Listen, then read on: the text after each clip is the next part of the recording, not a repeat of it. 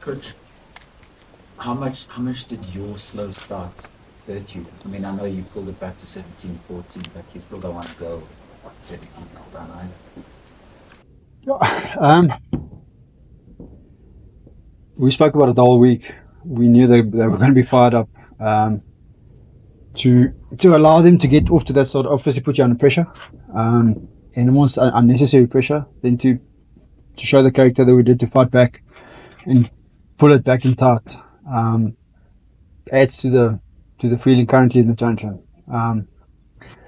So I think at the end of the day, we didn't lose the game in the first 20 minutes, but it did play a significant role.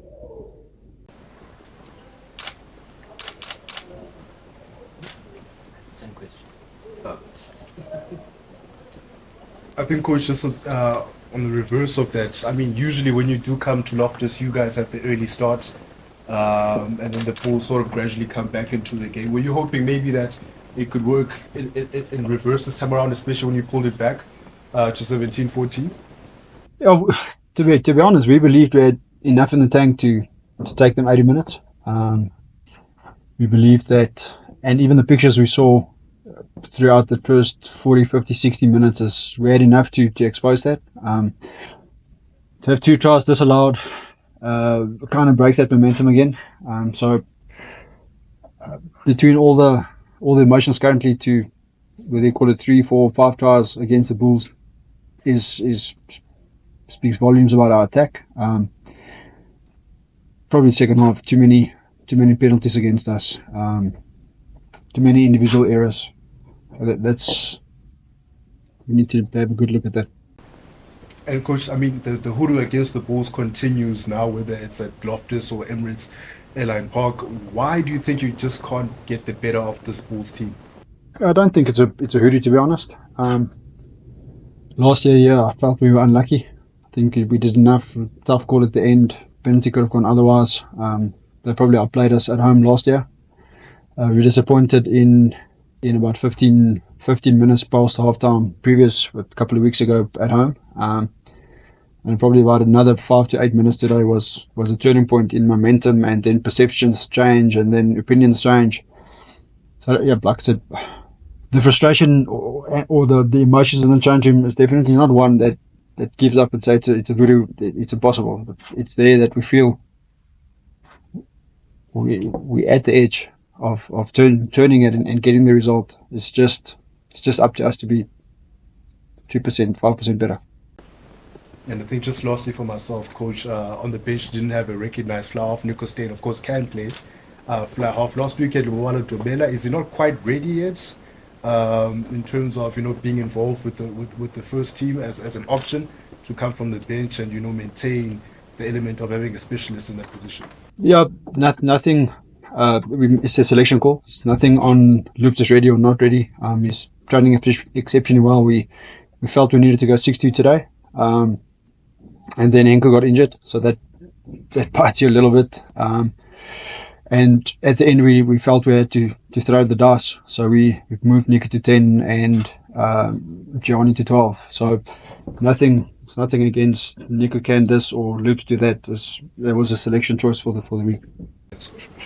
What is the situation with Enko? Obviously, when you get pulled off injured, it normally takes 48 hours for swelling to go down, and then do a scan and it's an old ankle that is niggly a little bit, but I think hopefully he's fine. Hopefully it's a couple of days or short. We'll see if we can scan him today, but we know it's not going to be the most accurate scan because you need 48 hours for the swelling to stop. But it was also a little bit precautionary from our side. He was willing to push another 5 or 10 minutes, but I don't think the risk was worth it. You went 6-2 on the bench because you had a plan. Because early injury. Did that throw a bit of a spanner in the works there? Or, what was your plan at this? Yeah, we know if you can stop the Bulls' momentum, then there's a lot of space we feel we can attack. Obviously, their scrum has shown dominance the last month. We know they've got a good maul. So if we can neutralise that with some fresh bodies, we feel you have an opportunity to expose one or two other things.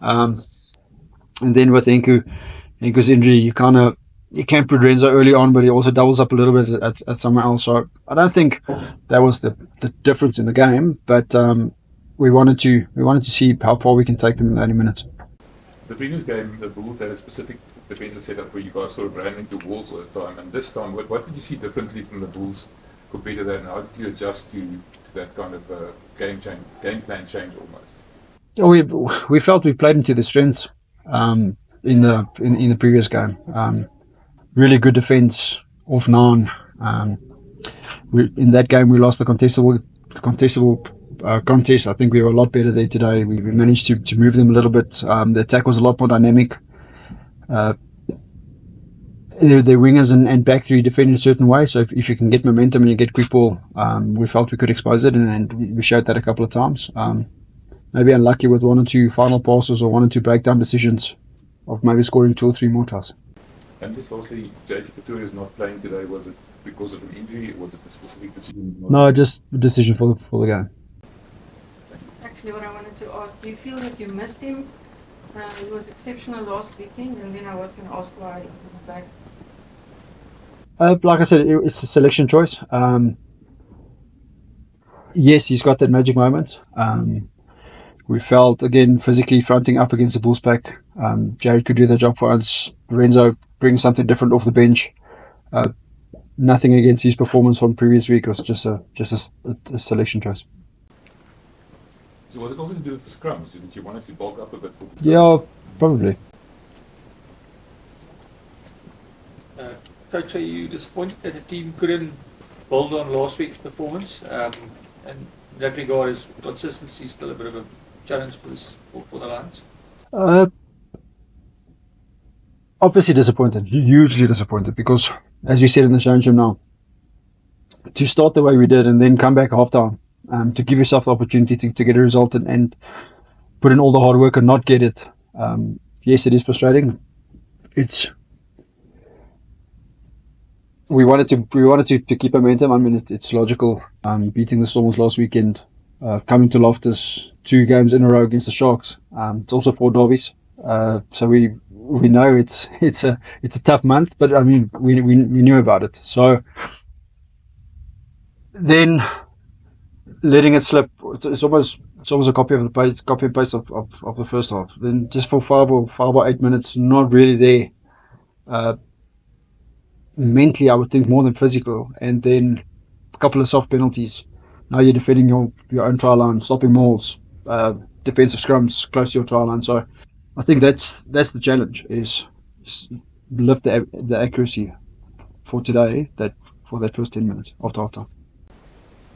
Given the high of beating the Stormers last week as comprehensively as you did, I know the score was close, but it actually wasn't that close.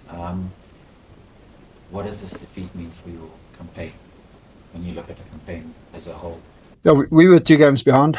Now we're 1 behind. So we've got some catch up to do. The next 2 weeks is important for us to get points. I almost want to just talk about the momentum.